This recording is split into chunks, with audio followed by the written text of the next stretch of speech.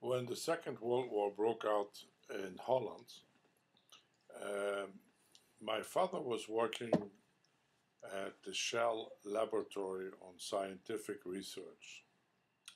And when they learned that the invasion was taking place, they decided to burn all their notes and put fire to the laboratory as well as to the oil tanks. As a result, there was a list made up of people that the Germans were looking for to send to Russia, and he was on that list. He left the Shell and started working with his brother for a couple of years, who had a factory making light bulbs. And that was the end of the war. And the Germans showed up at his house by surprise with machine guns looking for him. And they couldn't find him because he had a hiding place. He was told they had left and things were safe, and he came out of his hiding place and started having his lunch. When they came back again, and then he saw his neighbor, who was a good friend, who refused, and they shot his wife and his little baby. And he decided to surrender. He was able to take some clothes and a little money and some money with him, and he left. He was put on a train for 48 hours non-stop, sent to Germany. And when he arrived, he and a close friend claimed that they had made a huge mistake. They both spoke fluent German, and they raised enough doubt so that they were put in a hotel. And they stayed there a couple of days, and then it was discovered that it was a big bluff, and then they were put back into the camp. I don't know if it's still on. Yeah. So that was a nice episode. He actually escaped from the camp a few times, and the last time, the third time, it was towards the end of the war, when he was hiding in a farm, and he was getting food from the farmer. It was a German farmer, because the German farmer felt that his son, who was sent as a soldier to Russia, was hoping that the Russians would feed him as well if he would be hungry. And when the war finished, the American troops arrived. My father was able to get back to Holland, arrange transportation with the American Army, and that's how we came home.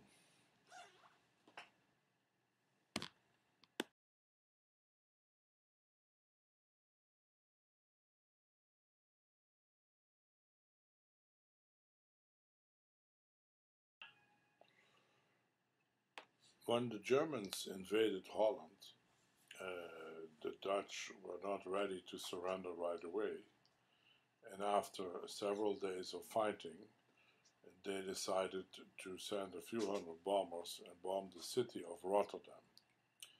Fortunately, when that happened, my mother was not at home and survived, even though her house was completely destroyed. On my mother's side, they also lost properties. They had department stores. They had just built a brand new store that was 7 stories high, and that whole building was also destroyed in the bombing. Fortunately, some of their warehouses survived, and they were able to donate mattresses and other necessities to homeless people. And they recovered after the war and started all over again.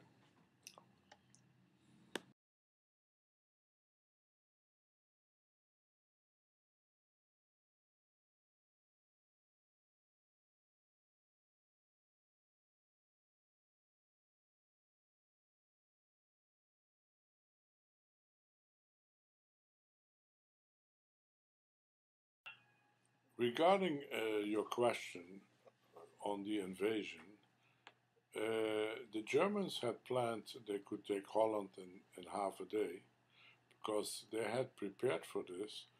and they had secret collaborators as well, placed in key locations.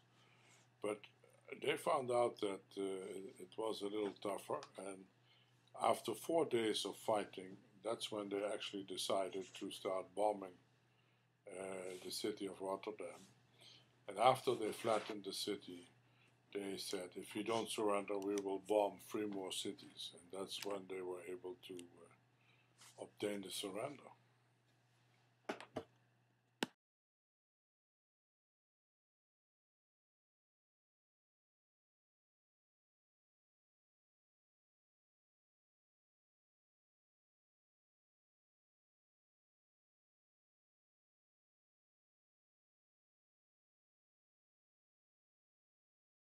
Question. Regarding your question of the resistance, it can be said that there was definitely an organized underground movement that was trying to sabotage the German activities, particularly transportation, such as railroads. They would blow up and so forth. Also, it happened in a village that the army chief was killed, and the Germans took very strong reprisals. They took at random 100 civilian men and shot them.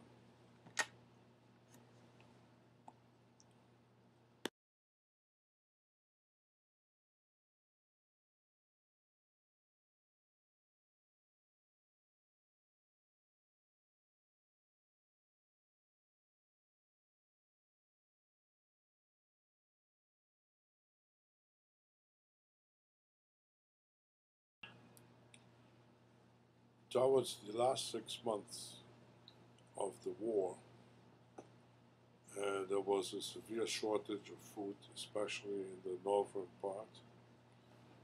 There were no animals seen anywhere. The cows had been taken to Germany. People were struggling.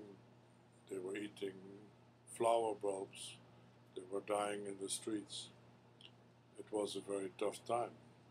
Also, during the winter, they were burning up old furniture, trying to stay warm. So that was not an easy time.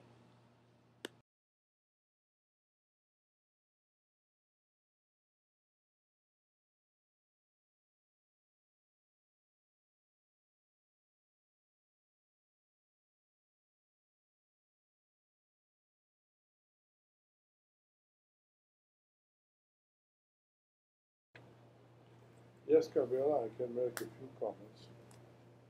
Uh, I believe the people that survived the war, they were tougher in a sense. They were valuing more the things that they had. They had to rebuild many things that were destroyed. As a result, they worked very hard, which also created a new prosperity. I've been told that many diseases did not exist during the war, and people had little food. There were no obese people, so there was a whole different dynamics. As far as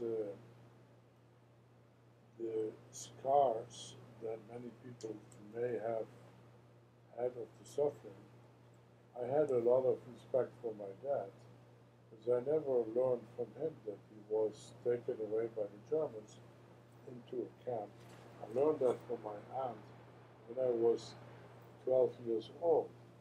And when I questioned him, why is it that he didn't tell me about it, he told me that he didn't want me to be prejudiced when I was very young and had to listen to this.